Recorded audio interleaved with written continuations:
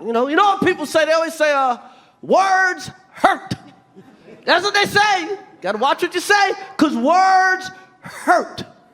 You know, anybody that says words hurt has never been punched in the face.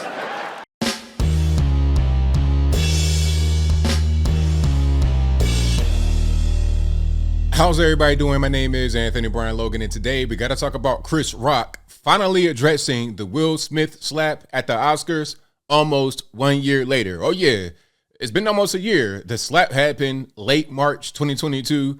Now we're in early March 2023. It's been almost 1 year.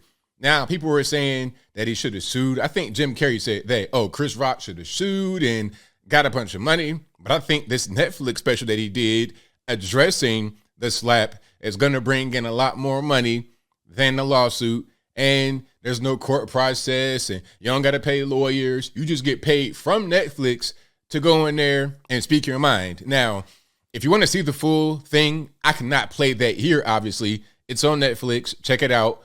But let's play some audio from some of the clips. And I'm going to dive straight into the slap. This was about an hour-long special. The slap came more toward the end. But let's get into the crux of that. And then we have one more clip to get to. But first things first, let me get it on the screen and let's go ahead and roll it. And then his wife was fucking her son's friend, okay? Now, I normally would not talk about this shit. But for some reason, these just put that shit on the internet. And partner language, I mean, it's Chris Rock. We talking about comedy. It's not going to be family friendly. I'm going to try to censor it as much as I can, but it is what it is. I have no idea why two talented people would do something that low down. What the we all been cheated on. Everybody in here have been cheated on. None of us have ever been interviewed by the person that cheated on us on television. None of us. It's like, hey, I was somebody else's. How did that make you feel? That right there, that's facts. That is facts. It's like, hey man, you know what? I did X, Y, and Z to you. I cheated on you. I did all these crazy things. You know, I had our son's friend. And by the way, if you don't know the history behind that, basically, Jada Pinkett Smith married to Will Smith. Been married for a very long time. They got kids. I think they got at least 2 or 3 kids. But one of the kids, the boy, he is friends or was friends with an R&B singer by the name of August Alsina. And they're right around the same age. Now, for some reason, this guy, August Alsina, was living in the same household with the son and the whole family, Will, Jada, everybody. So Jada and the boy, the son's friend, got real close and had an affair in the house. Now, this comes out all over the place. It's a big rumor. They got to address it. So Jada decides, hey, you know what? This is going to be content for my social media platforms on my show on Facebook called The Red Table Talk. I'm going to interview Will about how the affair made him feel. So this right here, priceless, and it's right on point. Shout out to Chris Rock for this.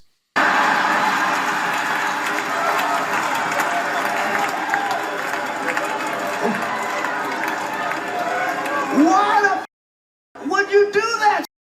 She hurt him way more than he hurt me, okay? Okay?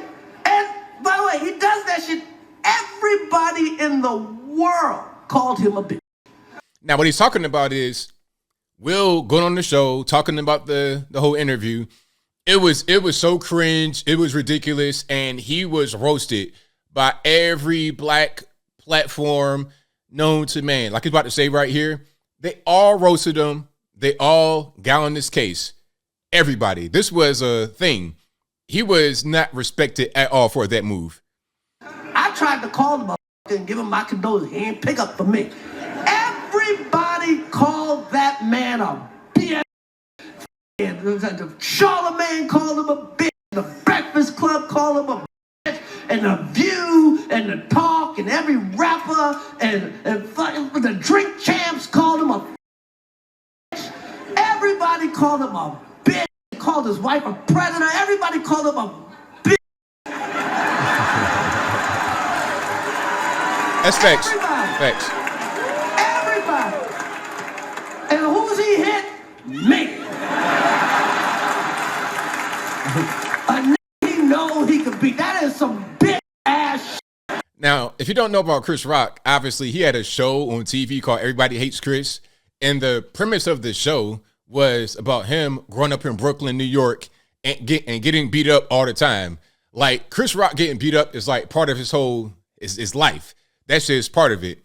Chris Rock's not really a big guy. Obviously, Will Smith is about 6'2", over 200 pounds, trained to be Muhammad Ali in the movie. This is a guy that theoretically could beat Chris Rock up. Although that slap didn't really do nothing. He put all his body weight into that slap. That should have knocked him out or at least stumbled him. Chris Rock ate a slap like it was nothing. I think Chris Rock might be able to take Will. He might be kind of underestimating himself, but that's a different story, and I digress. So yeah, that's a short clip of that. Again, the full hour-long special is on Netflix. Obviously, I cannot play that right here. It's Netflix property. They're going to strike this channel into oblivion. Check it out on Netflix. This is not a paid ad, but it's just where it is. Now, he spoke about more than just the Will Smith slap. Obviously, that's going to be what generates a lot of views because he has not spoken about this at all up until right now. And he did perfect. Let's wait a year, build the anticipation. I'm going to talk about it on Netflix, and we're going to drop a bunch of viewers to the platform. People that don't even like Netflix, that don't have Netflix right now, they're going to subscribe, and I'm going to get millions of dollars. That's how you do that. Rather than fighting right there. Oh, and there's more of what he said. He was like, but before I get to Meghan Markle, which is what we're about to talk about right now, he was saying the reason why he didn't fight back is because I was always told you don't fight in front of white people. Now people were looking at that like he was like it was racist or he hated himself for being black. It's not even about that. It's like, look, the image about black males, what is it already? You guys are violent. You guys are super predators, what Hillary Clinton said back in the 90s. You guys can't help yourself. Will Smith went on there and confirmed all of that for the whole world, not just for the white people and audience, the whole world. This was played in every country, different languages. It was a mess. You had people translating the things Will Smith said to Chris Rock. Keep my wife's name out your effing. They translated that into Mandarin Chinese because they didn't know if that was part of the skit or what's going on. So if Chris Rock participates in that, that just furthers it. You got to have somebody be the voice of reason, somebody to be the rational, normal guy, not this hyper masculine, ready to fight at all the times type person that many people around the world, not just the so-called white man, but many think we are. So this was very good for the black male image. Now, let's go ahead and play this part about Meghan Markle and the whole idea of quote-unquote racism. That she went through was not racism. It was just some in-law. So she's complaining. I'm like, what the is she talking about? No, they're so racist. They wanted to know how brown the baby was going to be. They're so racist. They wanted to know how brown the baby's going to be. I'm like, that's not racist.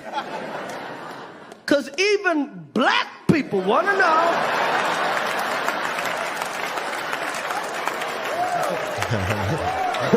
How brown the baby going to be. Exactly. Everybody wants to know that. That's a basic thing. It's not a racist thing. Really, a lot of that is just in-laws. Okay, you got monster in-laws and whatnot. Why does it always got to be about race? So this is really good special. As some of it I didn't really care for. I watched most of it so far. Some of it was okay, but a lot of it was pretty good. What I showed you right there was really good.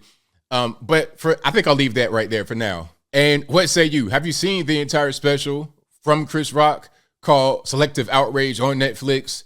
If you have, let me know your thoughts. If you have not, let me know what you think about the clips you've seen. How do you feel about this strategy of not really doing any kind of media tour, talking about Will Smith, not really going to Oprah, Gayle King, nothing like that? Oh, that's one more thing that he said in the special. He's like, look, there's a lot of different ways to get attention. And he said attention is like the biggest thing that we're all addicted to.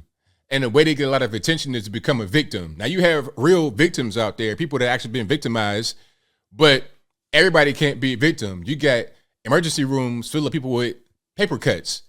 And he was saying, I didn't want to go to Gayle King. I didn't want to go to Oprah, sit on the couch, start crying about Will Smith because I'm no victim. He turned that whole slap incident to millions of dollars by doing what he does, which is comedy. So that's a total W for him. Now, as far as Will Smith, that's going to be a continuous L because how do you take him seriously now? I like Will Smith movies. I want to see some of the older movies get rebooted, perhaps. I think they're going to do a I Am Legend Part 2 with him and Michael B. Jordan.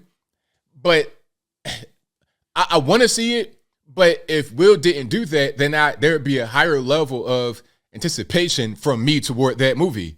It's kind of hard for me to see him seriously. But Chris Rock came out unscathed, much richer. Will, on the other hand, career is damaged. So my last thing I'm going to say, to wrap it up for real this time, watch what you do, make proper decisions because one bad decision can ruin your entire life. But whatever your thoughts are, please let me know in the comments below. And that's all I got to say for this video.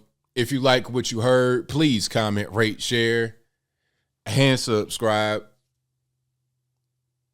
Peace.